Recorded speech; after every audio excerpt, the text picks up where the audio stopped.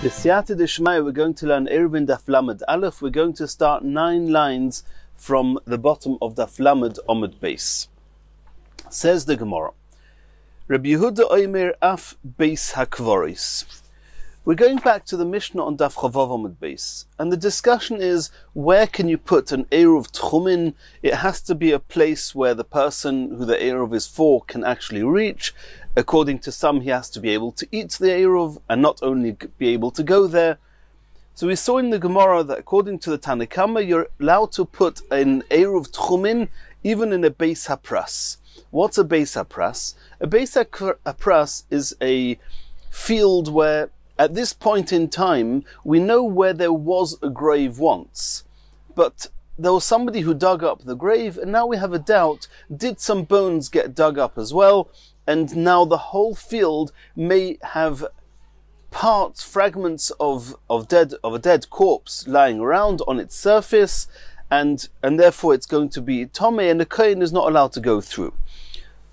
So the Tanakama says you're even allowed to put an eruv for a kohen. Only a kohen is not allowed to go through a field which is tomei, and you can put an eruv for him in a beis hapras. And the Gemara we learnt in the previous shiur, earlier on this Omid, on Daf Lamed Omid Beis, explained that a kohen is actually allowed to go through a beis hapras under certain conditions where there's no risk of him actually going over any of the bone, or going over the kever, or touching and moving any of the bone fragments.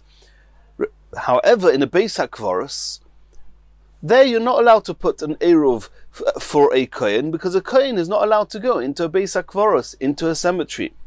Rabbi Yehuda Omer afilu bein hakvoris, even amongst the graves, even in a cemetery, you're allowed to put an eruv for a kohen. Mipnei sheyochid lochutz, he can go there with a type of a mechitza, a type of separation between himself and the graves around him. V'leilech v'lechol, he can go and he can even eat the eruv that's there. So according to Tanakama, you cannot put an eruv in a beis hakvoros in a cemetery, and according to Rabbi Yehuda, you can. There is a difference between a cemetery where there are lots of graves that are there, and it's almost impossible for a kohen to go there under normal circumstances without becoming tomei, without hovering over a grave which is oihel, and somebody who is mahil, somebody who covers over a grave, over a dead body, over a grave, is tomei, and a kohen is not allowed to make himself tomei. And then there's a single grave, not in a cemetery, just a grave. Is a kohen allowed to go right up to a grave? And it's definitely easier, because if there's only one grave there, then he can be careful not to hover over it. And even though a kohen is not really allowed to get so close to a grave, but that's only an issa midrabanon. Min haTorah, the main problem is that he's not going to hover over the grave.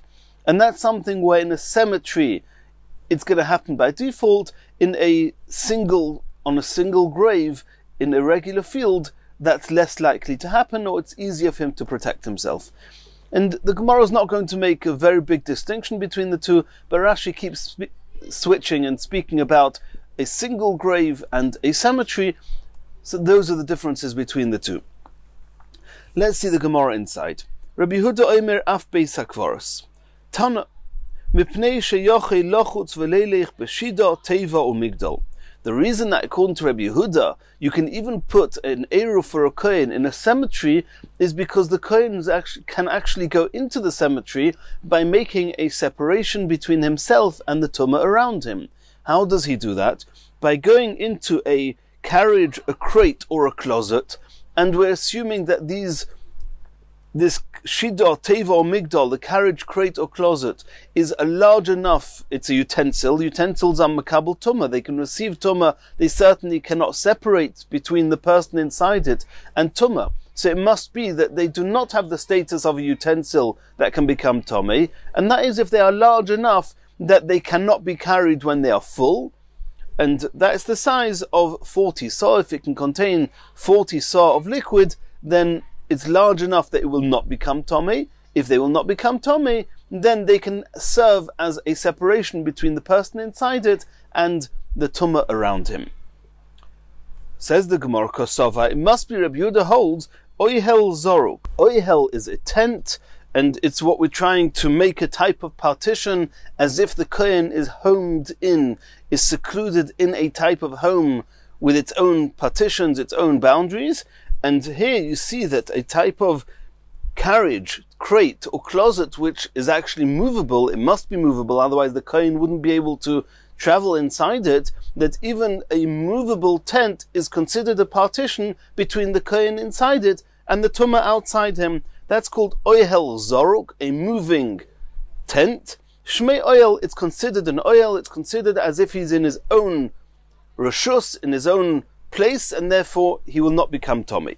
Ubeplukte dehani Tanoi, and it's actually a Machloikas Tanoim. The Tanya, Hanichnas le'eretz ha'amim, if somebody goes into the land of the nations, which is outside Eretz Yisrael, and there also there is a tumah in the air of the Eretz ha'amim, and if he goes in Beshida, Teva or Migdal, he goes into the airspace of the Eretz Ha'amim, into the lands of the nations, and he goes in a carriage, crate or closet, Rebbe Metame, Rebbe says that he still becomes Tomei, because he holds that this closet, this carriage, the crate, the Shida, Teva or Migdal is moving, therefore it cannot serve as a partition between the person inside it and the tumah around him. Rabbi Yossi Rabbi Yehuda Matayr. Rabbi Yossi Rabbi Yehuda argues and says that it does serve as a chatzitza, as a separation between himself and the avir of the tumas eretz amim, and therefore he is toyer. But Michael Miflegi, what is the point of their argument? On what point are they arguing? Marasova oil zorok lav shmei oihel. Rebbe holds that an oihel zorok, a moving oihel, is not considered an oihel, therefore it cannot serve as a partition. Or Marasova, Rabbi Yossi Rabbi Yehuda holds oil zorok, shmei ha'oil. V'hod Tanya Rabbi Yehuda oimer ma'arvin lekoyin tohir b'truma tohira b'kever heicha ozel b'shida teva migdal. So now the Gemara is moving one step further. We learnt in a brisa that Rabbi Yehuda says that you're allowed to make an eruv tchumin for a kohen, ma'arvin lekoyin tohir, for a tohir kohen, b'truma tohira. You're allowed to, not only is it a kohen who is tohir, you're even using truma tohira. Truma tomea, even Yisrael is not allowed to eat. A kohen tomei is not allowed to eat truma tohira. Since it's a tohir kohen and it's truma tohira, you're allowed to make an eruv tchumin in such a fashion bekever, even on a kever. A kever is a grave. It's talking here about a single grave, not a beis hakvaros, and it's a good eruv. Asks the Gemara, heicha ozel, how's the kohen going to go to the kever? A kohen is not allowed to go near a kever, is not allowed to go adjacent to a kever because of the tumah. Answers the Gemara, b'shida, teva or migdal, if he's inside a carriage, a crate or a closet, which is large enough that it does not become tomei itself, it serves as a separation. So you see clearly that Rabbi Yehuda in this brisa, and this is actually the Rabbi Yehuda in our Mishnah also, says that an oihel zorok, shmei oihel. Asks the Gemara, okay, so we know how the kohen can go up until the grave, and he's got a teva, a migdal, a shida, and that's going to stop him from actually becoming tomei. It will stop him from hovering over the grave itself. V'hakivan da'achsa, as soon as he put the food, which is the truma tahira, on top of the grave, itmele, the food became tomei. And if the food is tomei, we're talking here about truma. Truma becomes tomei. No one is allowed to eat it. Answers the Gemara, b'shaloi huchshira. We're talking about a type of food item that is not susceptible to tumah, and there are different conditions when food items can become tomei. One of them is that it has to have been exposed to liquids, to one of the 7 specific types of liquids before becoming tomei, and if it was not exposed to any of those liquids, it will not become tomei. And here we're talking about truma tahira that had not yet been exposed to those liquids, therefore it will not become tomei. oishen ilusha b'mei peiros, or if it's a bread that was kneaded with fruit juices, not with water, it will not become tomei. Asks the Gemara, okay, so we know how the kohen can get till the grave. We know how you can put the Eruv, how you can put the Truma Torah on top of the grave. V'heicha maisila, how is the kohen going to bring the Truma Torah to eat it? We are assuming now that he has to be able to eat the Truma. And indeed, this is following Sumchas. Sumchas says you can only make an Eruv with something that you can actually eat. How's he going to take the Truma Torah? He's going to put his hands over the grave and take the Truma. He's going to become Tomei if his hand goes over the grave. Answers the Gemara, b'pshutei klei eitz deloi mekabel tuma. He's going to use a utensil, and he's going to bring the truma to himself using a long utensil. And the utensil is not going to become tomei, because the utensil itself is, number one, made of wood, and number two, it does not have a receptacle. And the halacha is that something made of wood, metal is different, but if it's made of wood and does not have a receptacle, will not become tomei. And therefore, this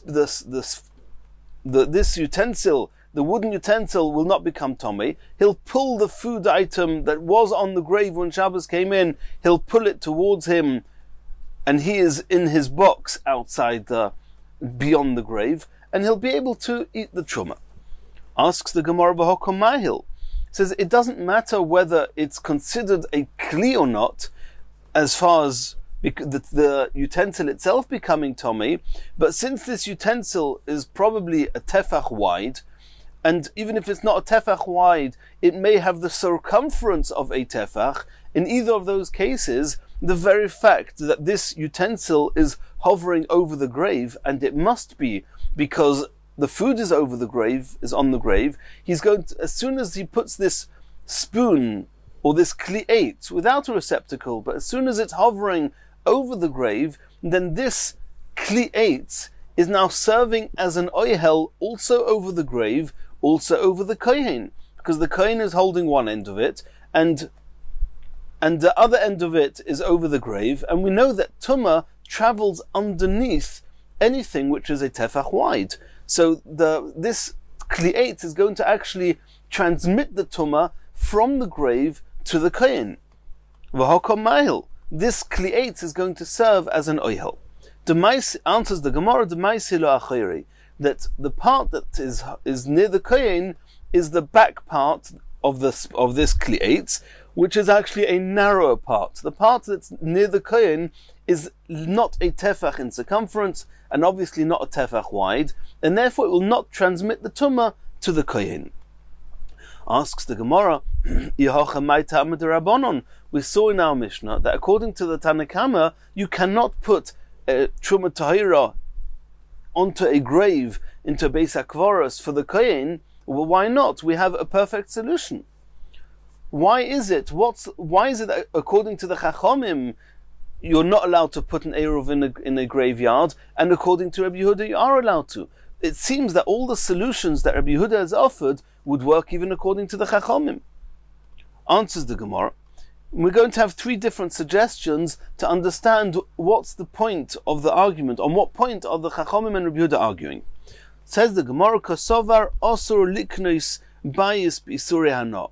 Says when making an Eruv is, so to speak, a type of a acquiring. It's a kinyan. You're kind of shvisa. It's as if I acquired this place, as if this is my place of residence at the onset of Shabbos.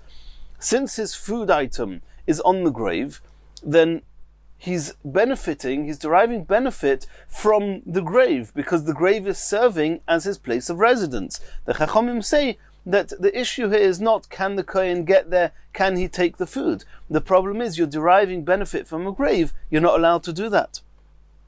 Michlal, so we could deduce from that, if that's what the Chachomim hold, the Rabbi Yehuda Sovar mutter. Rabbi Yehuda says, you are allowed to derive benefit in this way. Well, does anybody allow you to derive benefit from a grave? The answer is no, no one is allowed to. But Rabbi Yehuda says, Kosova mitzvahs lav lehonis nitnu. Why am I making this Eruv? In order to allow me to go beyond my 2,000 amas out of the Tchum, and I'm going there for a dvar mitzvah. I'm not going there just to have fun. I'm going there because I want to do a mitzvah in that place, and something that you do for the sake of a mitzvah, it's not considered as having personal benefit. So since I'm making the eruv to do a mitzvah, it's not considered that I'm benefiting from a grave, and therefore it's mutter, according to Rabbi Yehuda. Asks the Gemara, if that's the machlekes, then, because according to what we just said now, it seems the machlekes Tanakama and Rabbi Yehuda is whether mitzvah is lehonis nitnu or not lehonis nitnu, because they both agree that the reason you make the eruv is to do a mitzvah. So that the Chachomim say it's also to do it. They say that we do not apply the rule of mitzvahs lav lehonis nitnu, and Rabbi Yehuda says you do. Does that mean Hada Omar Rava mitzvahs lav lehonis nitnu leima ketanoi omru lishmaite? Is it probable that Rava and Amoira, who he was the one that coined the term mitzvahs lav lehonis nitnu, actually it's dependent on a machlokes tanoim? Omar lecha Rava says no, because it's not so comfortable for an Amoira to say a halacha and then to have tanoim that are arguing with him. So Rava says no. In the event that the only time you make an eruv is only for a mitzvah, even the chachomim would allow you to make an eruv there. Here they're arguing on a slightly different point. They're not arguing, do you say mitzvahs lav lehonis nitnu or not? They're arguing, Mar sovar ein ma'arvin elo ledvar mitzvah. Rabbi Yehuda says that the only reason you ever make an eruv is only for a mitzvah. Therefore, mitzvahs lav lehonis nitnu, you can put your eruv there. Or Mar sovar, however the Tanakama hold, ma'arvin afilu ledvar reshus. You make an eruv even for your own reasons, even if you don't want to do a mitzvah. And if so, if you're going to put an eruv on a grave, and in the event that you're putting the eruv there not only to do a mitzvah, then you're having personal benefit from the grave, and that will be asa. Therefore the Chachomim said you're not allowed to put an eruv on a grave.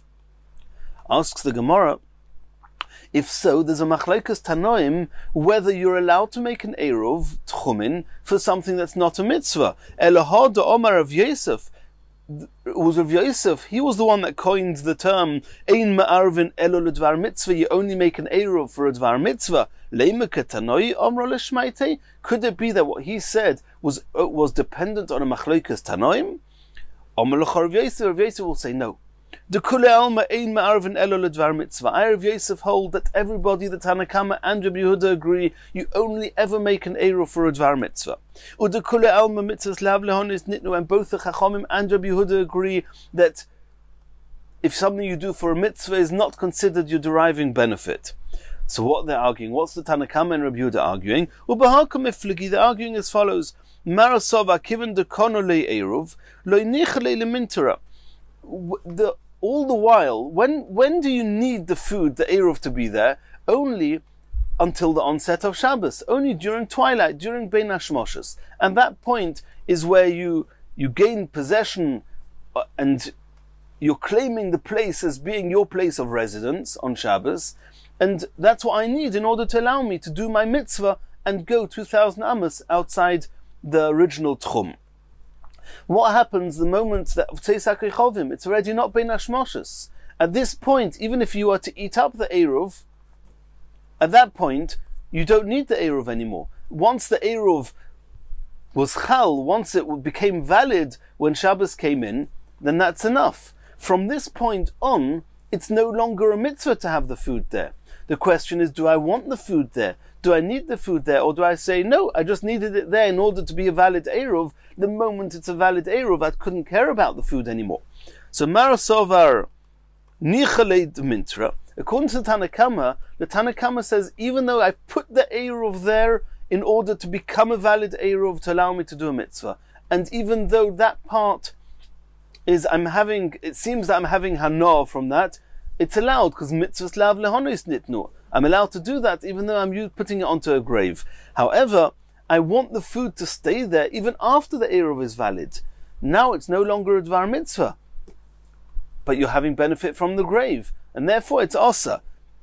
Because if he will choose to, if he wants to, if he'll need to, he'll want to eat the food afterwards. And therefore he wants it to be protected there, he wants it to stay there.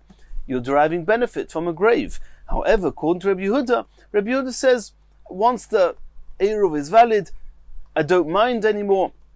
I don't care what happens to the food, and therefore I'm not intending to have any benefit from the grave beyond serving my mitzvah, and therefore you're allowed to put an Eruv on the grave.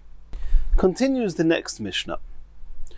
And as we've learned till now, an Eruv Tchumen is only valid if the food items are edible.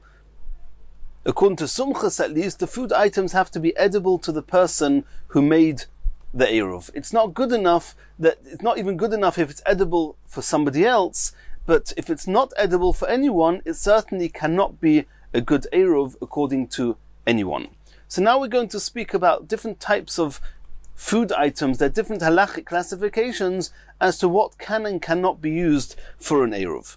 Says the Mishnah, Ma'arvin b'dmai, food, produce that's been purchased from an Am Ha'oretz, somebody that you're not sure whether he took all the Trumas and Maasros appropriately, and there's a halacha that you have to, the attitude towards this food has to be as a sophic, as if it's a doubt whether the Trumas and Maasros were taken, and certain parts of the Trumas and Maasros have to be taken again, l'chumra, just to be on the safe side, and there are different halachas as to what happens to the Trumas and Maasros after you take them. It's different to taking Trumas and Maasros from something that it's clear that the Trumas and Maasros have not been taken yet. But either way, if you have demai, you have produce purchased from an Am Ha'oretz, then even if you have not taken the Trumas and Maasros again as you should, you're allowed to use the demai food for an Eruv. And the Gemara is going to ask, you're not allowed to eat it. How are you allowed to use it? But the Mishnah says you're allowed to use it. We know that after the owner gives Truma Gedoyla to the Kohen, he gives Meiser Rishon. Truma Gedoyla is approximately 2%. Of what's left, he gives 10% as Meiser Rishon. He's got to give that to the Levi. And the Levi has to give of that Meiser Rishon, the Levi gives 10% to the Kohen, called Trumas Meiser. If you have Meiser Rishon that the Levi took Trumas Meiser from, you're allowed to use it for an Eruv. The Gemara is going to discuss what's the Chiddush. Why not? We know that after the owner gives the 10% to the Levi, there's another 10% which he has to take off in year 1, 2, 4, and 5 of the Shemitah cycle, and that's called Meiser Sheni, and he has to take it to Yerushalayim and eat it there. If he cannot take it to Yerushalayim, he can, so to speak, redeem it on money. Now, and the money gets taken to Yerushalayim, and food items are bought with it in Yerushalayim. So, if you have Meiser Sheni fruits, Sheniftu, that you've redeemed them on money. Now the Meiser Sheni fruits, the produce of Meiser Sheni, has no longer got the Kedusha of Meiser Sheni. You're allowed to use it outside Yerushalayim. You can use it as for your Eruv. The Hektish, if you had something that belonged to Hektish, also Shaniftu, you've redeemed it from Hektish, you're allowed to use it now for your own purposes. You're allowed to use it to make an Eruv.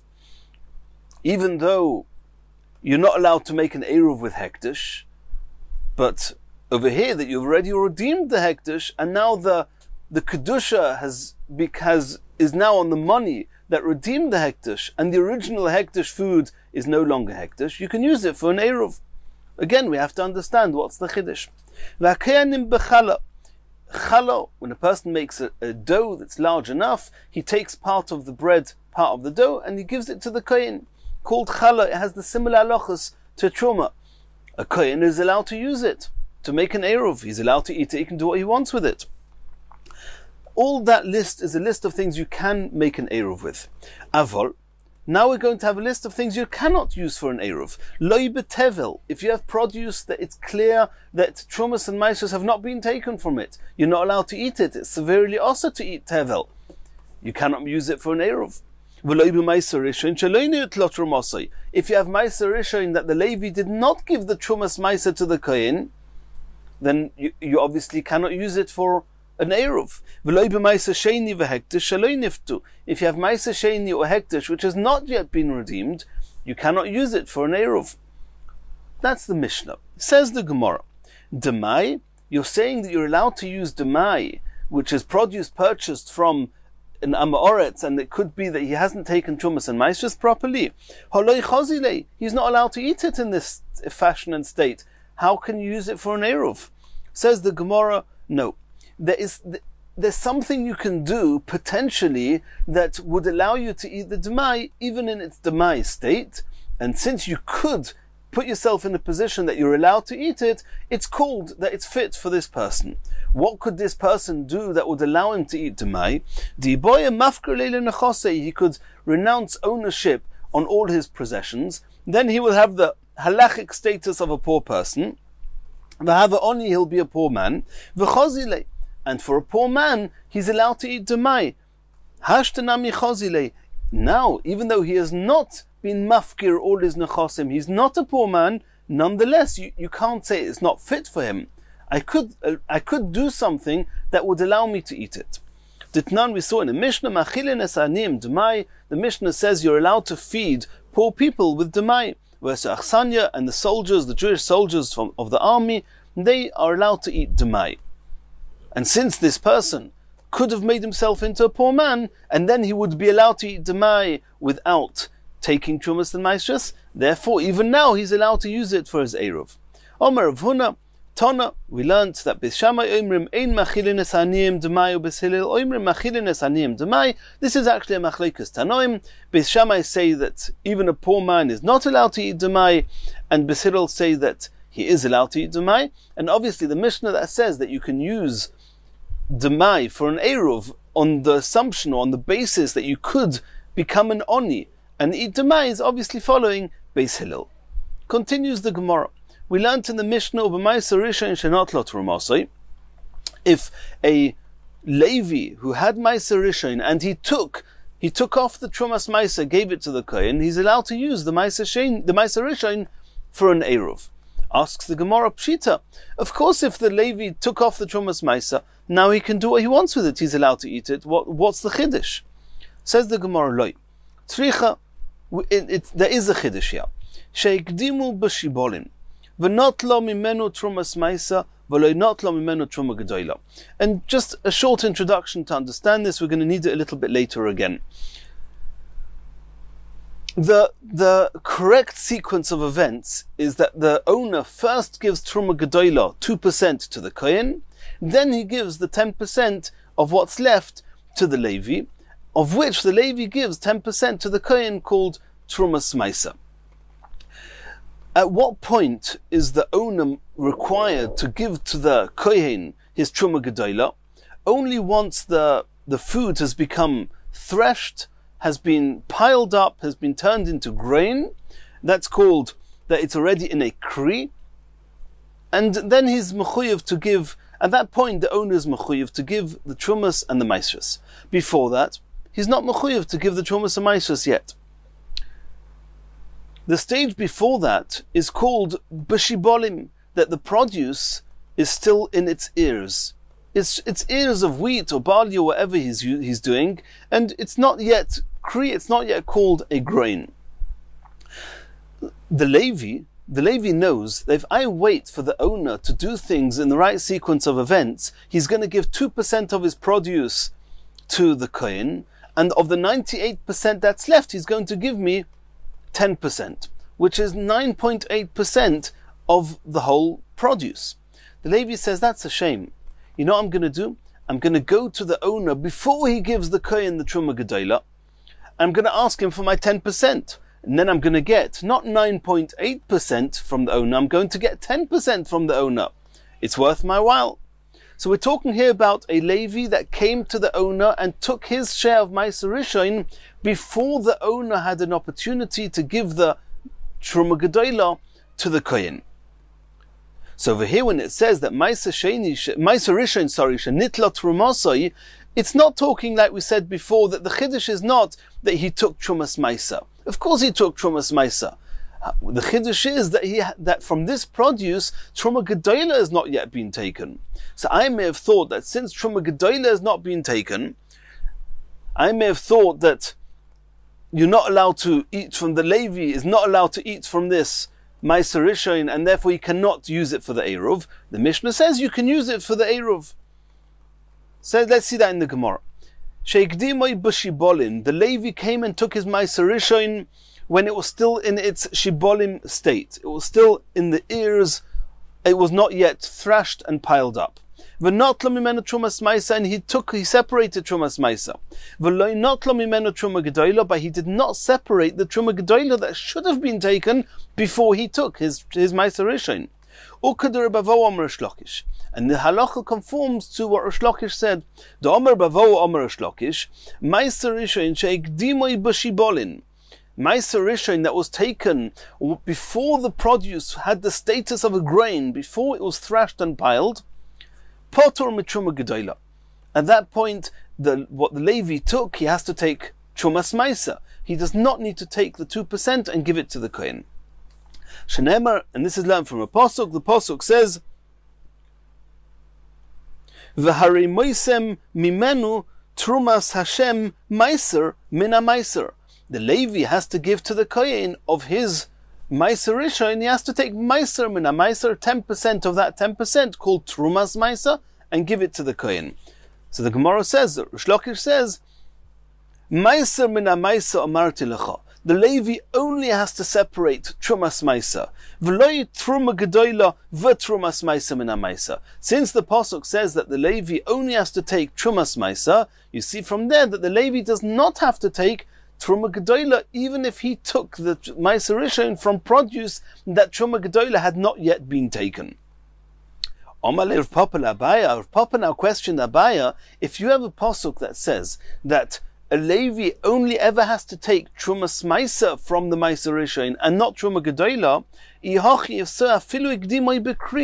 even if the produce has already been thrashed and piled, and now the owner has to already give Truma Gedola to the Kohen, but the Levi came before the Kohen and took his 10%, even in that case, are we going to say that the Levi is exempt from taking Truma Gedola?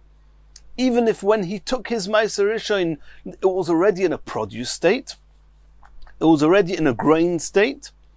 Afilu Gdimai Bekri Nami Omarle. So Abaya said to Rav Papa, Olech Omakro, it's because of this, what you're suggesting, that we have an explicit pasuk that says, Mikol Masro Seichem Torimu Eskol Trumas Hashem. That from your Meiser, you have to take all the Trumas. So if you Levi, not only do you have to take Trumas Meiser from your Meiser Rishon, you also have to separate Truma Gedola in the event that you took your Meiser Rishon before the owner gave the Kohen the Truma Gedola. So you have an explicit pasuk that says that the Levi has to take all the Trumos, including Truma Gedola. So we have, so to speak, a contradiction in the psukim. In one pasuk it says that the Levi only takes Trumas Meiser. In another pasuk it seems to say that he takes even Truma Gedola.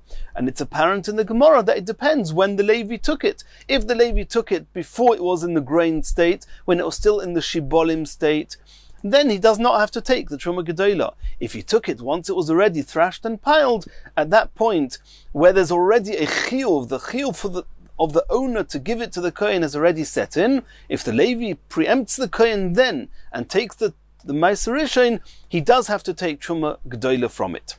Asks the Gemara, Maro Isa, you have two psukim. One pasuk says that the Levi takes Truma Gedola from the Meiser Rishon. Another pasuk says it doesn't take Truma Gedola. What tells you that the pasuk that says that you have to take Truma Gedola from the Meiser Rishon is talking about that he takes it after it's already piled up, and the pasuk that says that the Levi does not need to take Truma Gedola is talking about he took it before it was piled up? Who says that's how you're supposed to learn the psukim? And that's how Rashi seems to learn. Tosfos says that the Gemara is not suggesting that if the Levi took it in the earlier state, when it was still in the state of Shibolim, then he is chayev to take Truma Gedola. But if he took it in the Kri state, in the grain state, then he's not chayev. That doesn't make sense. That if the Levi took it at an even later stage, he should then become exempt from taking Truma Gedola. There's no logic in that. So Tosfos says that we're suggesting that maybe the pasuk that says that you're potur from taking Truma Gedola applies also to the stage of taking the Meiser Rishon when it was already heaped up. And the pasuk that says you have to take Truma Gedola is talking about a stage even further, and that's Roya Pnei Abayis, when the produce has already been brought into the storehouse, into the home, and if it's been taken into the home, then it's got a much more stringent level requirement of taking Trumas and Meisus, and only at that point, if the Levi took the Meiser Rishon before the Truma Gedola, he has to take Truma Gedola. Either way, Umaro Isa. Why are you learning this? Why are you learning that one pasuk? This bottom line: if the Levi takes the Tavua, takes this produce after it's already been piled up, we learn from the pasuk he has to take Truma Gedola. Why is it so clear to you that that's the halacha? Says the Gemara, Hay idgon v'hay lo idgon. I'll explain it to you. Because before it was piled up, it was not yet called produce. It was not yet called grain. It was just called shibolim. It's called produce. It wasn't called grain. If it's not called grain, it makes sense that the owner was not yet chayev to take truma, and therefore the Levi who took it at that stage is also not chayev to take truma gedola. However, after it's been piled up, it's already called dogon. It's already called a grain. Once it's called a grain, then the owner is already chayev to give it to the kohen. Since the owner is chayev to give it to the kohen, if the Levi takes it at that point before the kohen took his truma gedola, the Levi has to take truma gedola. Either way, coming back to our Mishnah, Meiser Rishon shenot lo trumase, the chiddush is that we're talking about the Levi took the Meiser Rishon when it was in its shibolim state. It was not yet thrashed and piled, and he took the Meiser Rishon before the owner had an opportunity of taking the Truma Gedola. The chiddush of the Mishnah is that even though Truma Gedola was not taken, you're allowed to use it for an Eruv, because indeed the Levi is exempt of taking the Truma Gedola, and that's the chiddush that's alluded to in the Mishnah. Continues the Gemara. We saw in the Mishnah that if you had Meiser Sheni or Hektish, that you're not allowed to use for an Eruv, and you redeemed them, now you can use it for an Eruv. Says the Gemara Pshita, if you redeemed it, of course you can use it for an Eruv. Why not? Says the Gemara, Loi, it's not so pasha. Tzricha, the Mishnah has to tell it to us for the following reason: Shenosan es hakeren v'lo nosan es hachomish.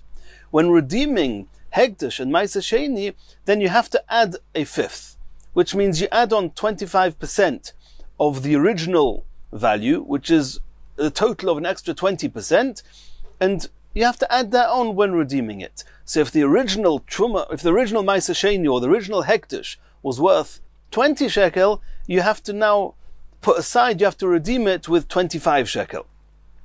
And this person, he redeemed it, but he did not add the extra chomish, the extra fifth.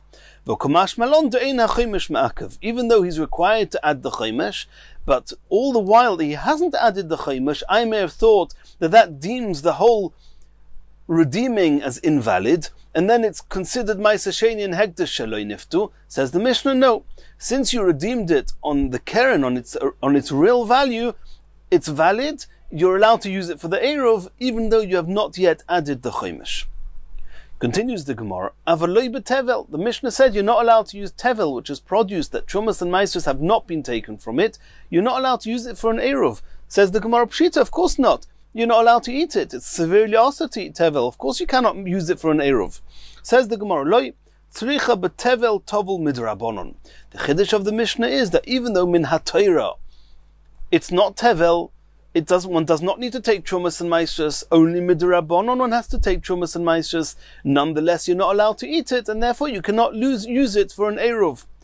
What's a case where a person is only chayev to take trumas and maishas midrabanon, not min haTorah, or kegoin shezaroi ba'otzitz she'enoi nokov, if you planted it, if you sowed it in a utensil that is not got any holes in it, and therefore whatever's growing in it is not nourishing from the earth itself, and something that grows in a pot, in a flower pot that has no holes in it, is only chayev in trumas and maishas midrabanon. The chiddush is that if you didn't take trumas and maishas, you're not allowed to use it for an Eruv. Continues the Gemara, if you have Meiser Rishon, that Trumas Meiser has not been taken, That means the Levi did not take 10% of his 10% that he got from the owner and didn't give it to the Kohen. You cannot use it for the Eruv. Says the Gemara, Pshita, of course not. The Levi is not allowed to use it. He's not allowed to do anything with it until he takes the Trumas Maisa. Says the Gemara, Loi.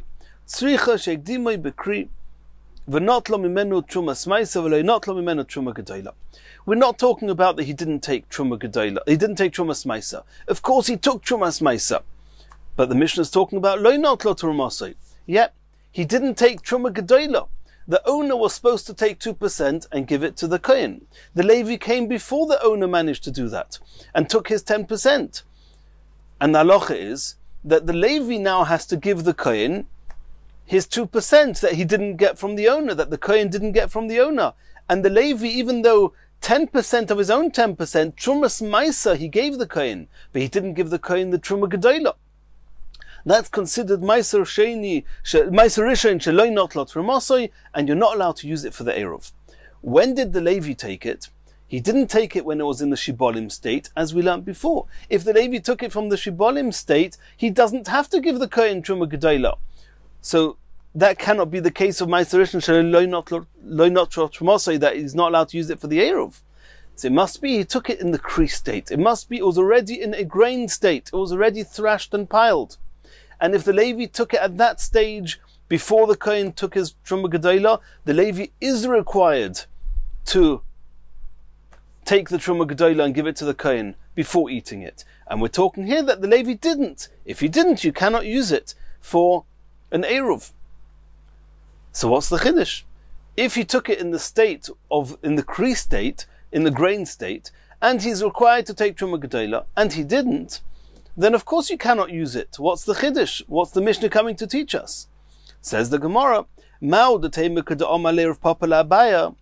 may have thought that Rav Papa is right in what he said before, that the posuk that exempts a Levi from taking Truma Gedola, Rav Papa suggested was referring even to the stage of Kri, even if the Levi took his Meiser Rishon, when after the produce was already thrashed and piled.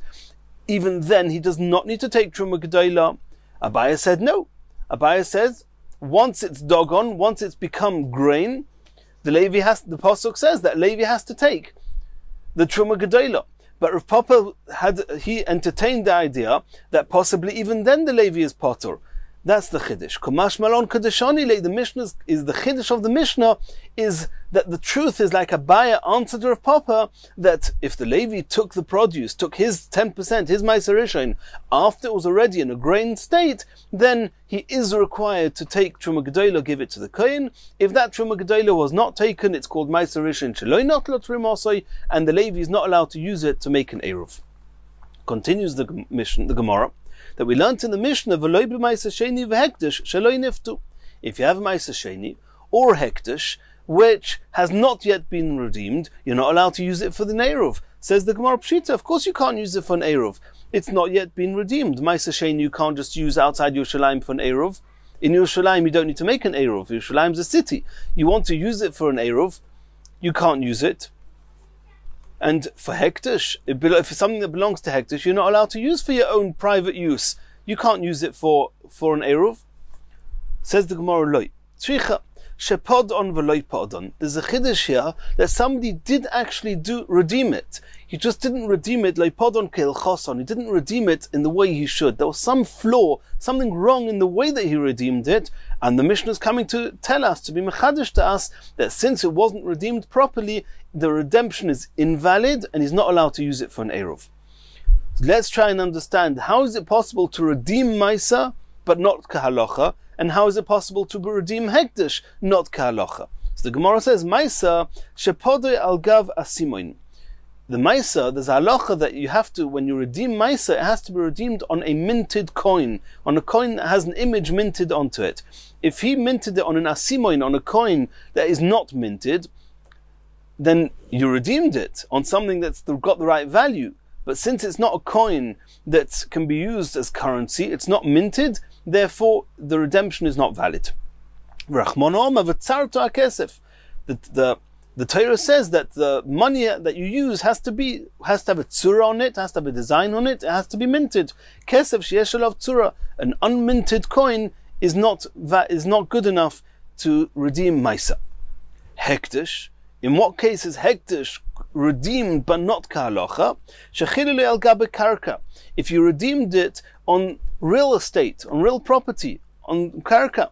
The Torah says you've got to hand over money, and then the hektish is redeemed. And he didn't hand over money, he redeemed it by making karka, real estate, making it into hektish. So there it's not valid, and that's what the Mishnah says, that this is called Ma'aseh Sheni v'hektish sheloi niftu, and you're not allowed to use it to make an eruv. Continues the next Mishnah. Hashrileach Eiruvoy, if somebody sends his eruv biyad, in the hands of cheresh, a deaf mute, shoita, somebody who's deranged, somebody who's crazy, somebody who's not normal, somebody who's got no sense, the cotton or a minor, oy biyad misha einay moida be'eruv, or somebody who does not acknowledge the halachas of eruv, which we'll see certain types of heretics who did not accept the rabbinical rulings, and they do not agree they do not accept and acknowledge the concepts of eruv. If somebody sent his eruv tchumen with any of these, einoi eruv, then the eruv is not valid, because you don't know that these people actually put the eruv where you wanted to put an eruv. How do you put an eruv? You send food. If a person himself goes to where he wants the eruv to be, and he's there at the onset of Shabbos, he doesn't need an eruv. He's the eruv. You don't need food that is representing him. He's there himself. The idea is, if he's in the town and he wants to be able to go beyond 2,000 amos in a specific direction on Shabbos, and you're not allowed to, it's outside the tchum. So if outside the town you put, within 2,000 amos from the town, you put an eruv, you put some food, the food represents the person. It's as if the person acquired, is koina shvisa there. It's as if his place of residence is now in that place. And then it's as if he resided there when Shabbos came in, and then he can go 2,000 amos in any direction from where that food was. That is the concept of eruv tchumen, as we've seen till now. But you have to make sure, number one, you have to make sure that the food item that you sent there on your behalf actually got there.